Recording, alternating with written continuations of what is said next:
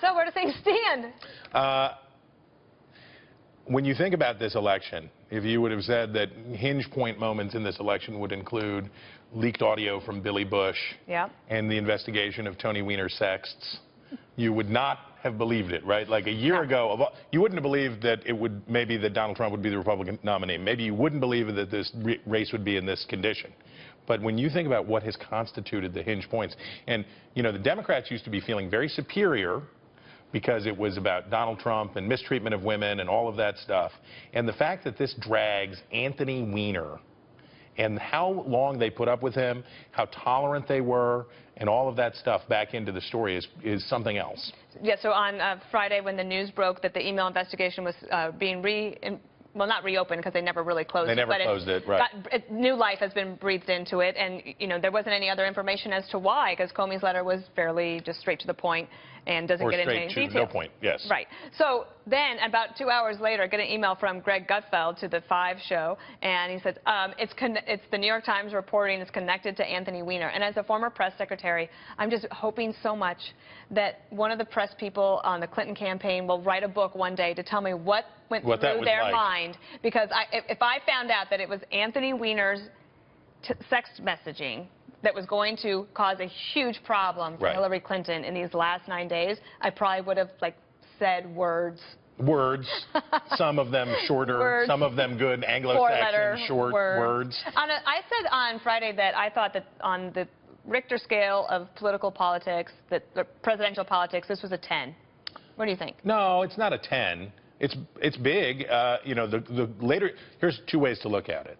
One way to look at it is that the election is already probably about 20% done. Because of early voting. So we're getting closer. As I wrote in Halftime Report this week, the way to think about the election isn't that it's 9 days away. It's that it's 20% over.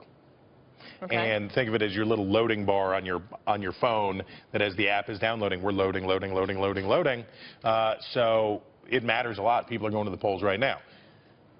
How will it affect? Will it affect Republicans? Yes, because it gives Donald Trump something to talk about that's not about Donald Trump. It lets him be on the attack. It lets Republicans feel a surge of optimism, like this thing's not over. We can do this. Yeah, at the rallies that Trump has, it's just the energy is incredible. Right. They are so excited. They're fired up and ready to go, as Barack Obama used to say.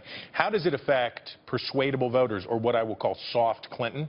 Okay. These are suburbanites who maybe don't like Hillary Clinton. Remember, her favorability rating is like... We have this, actually. What is it? We have favorability rating poll. If we could pull that up and we could show the people at home who are watching. Hillary Clinton is at 45% favorable in the Fox News poll, and Donald Trump is at 42% favorable. And look at those unfavorability numbers, though. Yes, 53 and 56. That's right. Less favorable than a raccoon. I mean, that's really almost a tie, though. Garbage. Well, like a tie of failure. Right. A failure tie.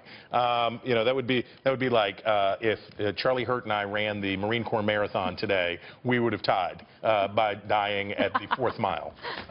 If you got to 4 miles. Right, exactly. Just right there. But how this affects soft Hillary vote. How many people who were, I hate Trump, I'm going to vote for Hillary, and you get this and you go, ugh. But there's one more fundamental question that we have to answer here. The United States didn't have a federal police force. We had the Secret Service to deal with Treasury stuff starting in the 1860s. But we didn't have a federal police force until the 20th century. One of the reasons we didn't want is that we didn't want the federal government being too meddlesome. No. And it was interesting. The Clinton team was very happy when James Comey said, we don't want to interfere with an election. And the Trump people said, boo, interfere. Hack, you hack. And now Comey says, light interference, like we're going to lean into this a little bit. And now the roles have reversed. So I would just say, all Americans ought to be concerned about the federal government meddling in elections, but, but don't take the word for either partisan about this like they have an objective opinion. I was thinking about the Hillary Clinton team. So they're so mad about the timing of this. But I really think they need to point the finger at themselves. They broke off the investigation for so long.